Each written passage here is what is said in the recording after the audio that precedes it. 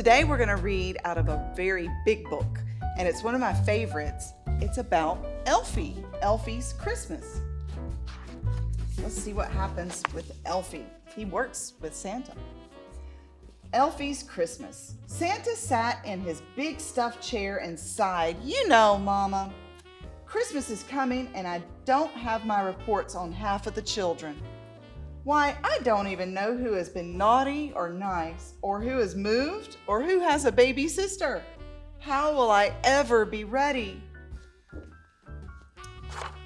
"I'm sure some of the elves will be happy to help you, dear," said Mrs. Claus. "That's a grand idea," Santa said cheerfully. "I'll go to the carpenter's shop right now and speak to Buzzy." When Santa opened the door to the workshop, he saw every elf very busily sawing or hammering.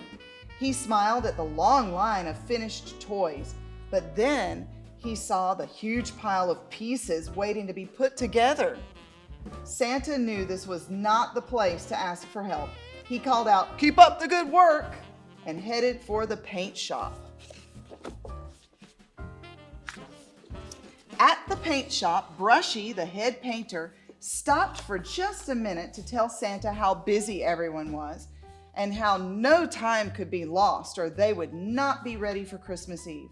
Santa patted the elf's head and went on to Candy Corner.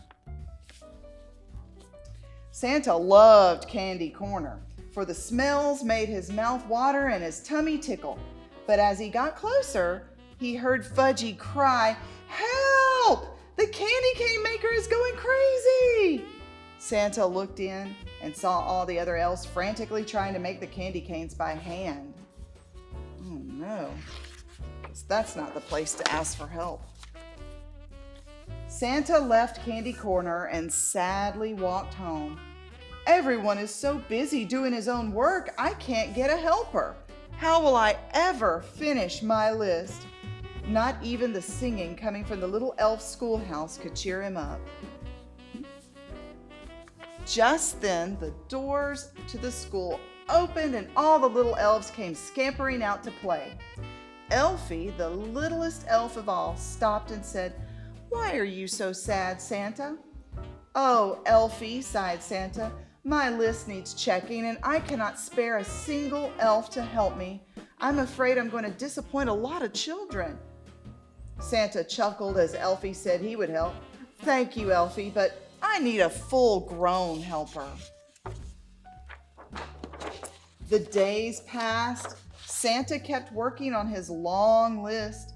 Each day, Elfie stopped by to ask if he could help.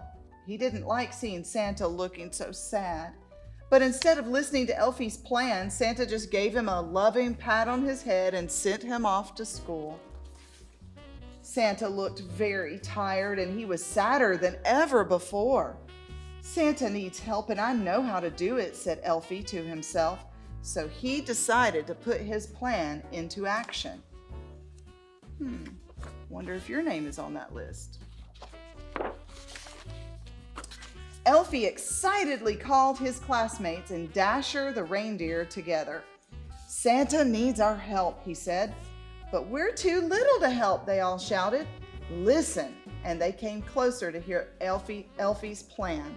Soon they were smiling and whispering, "Meet you at Santa's sleigh tonight." That night, Dasher quietly bundled all the little elves into Santa's sleigh. Then one by one, he dropped them off at houses around the world. The elves' job was to see if the children had been naughty or nice so they could report back to Santa. The last stop was Janie's house.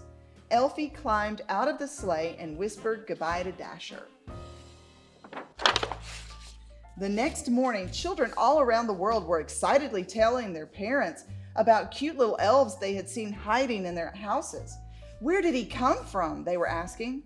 With twinkles in their eyes, their parents replied, "Maybe Santa sent them to check up on you. You better be good." I guess this is where Elf on the Shelf started. Meanwhile, back at the North Pole, the schoolhouse and playground were empty.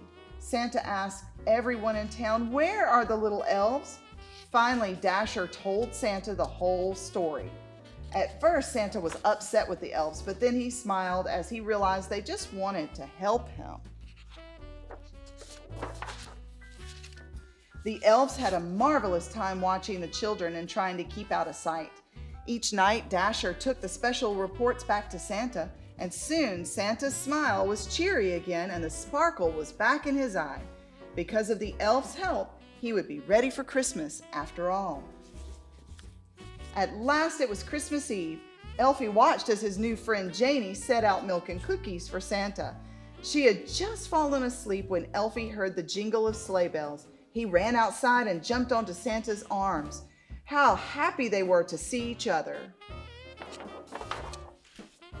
As Santa landed his sleigh full of elves back at the North Pole, he turned and said, "Ho, ho, ho, my little Elfie, what would I have ever done without you and your friends?